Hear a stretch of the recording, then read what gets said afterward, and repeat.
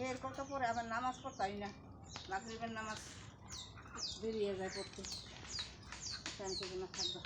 দরকার নেই। আরেক ঘরে যাই বিরক্ত পড়াটা ধরে আনি আবার শেষে আইসি, আইলে কি ওই যে অনেক বেলটা আন্দার দেখে